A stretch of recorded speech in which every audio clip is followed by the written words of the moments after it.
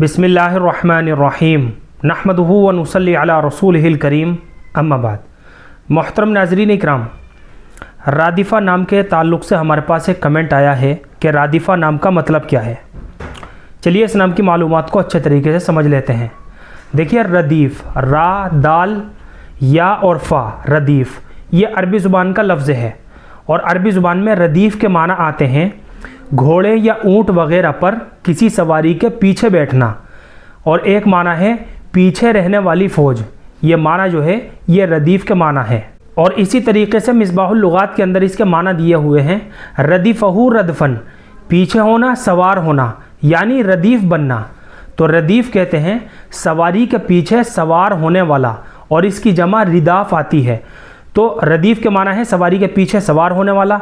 इसी में से एक लफ्ज़ निकलता है मुअन्नस का सीगा रदीफ़ा और रादिफ़ा, जिसके माना है सवारी के पीछे सवार होने वाली।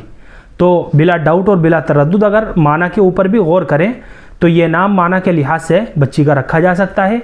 रदीफ़ा करके भी रख सकते हैं और रादिफ़ा करके भी, यानी दोनों तरह से बच्ची का ये नाम रखा जा सकता है। रादिफ़ा करके भी रख सकते हैं और रदीफ़ा करके भी बच्ची का नाम रखा जा सकता है। अलबत्ता ज़्यादा तरजीह जो है सहाबियात और अज़वाज मुताहिरात के नामों को रखने की दी जाएगी, क्योंकि इनके नामों पर अपनी बच्चियों के नाम रखना ये अफजल भी होता है और बाइस बरकत भी यही है। और अगर रादिफ़ा करके ही बच्ची का नाम रखना चाहते हैं तो मैंने आपको इसकी पूरी मालूमात और तफसील बता दी है पूरी डिटेल के साथ। रादिफ़ा करके भी लड़की का नाम रख सकते हैं और रदीफ़ा करके भी बच्ची का नाम रखा जा सकता है। उम्मीद करता हूँ कि आपको अच्छी तरह समझ में आ गया होगा। अल्लाह हम सबको सुन्नत व शरीयत पर पाबंद फरमाए। फ़क़त वल्लाहु आलम।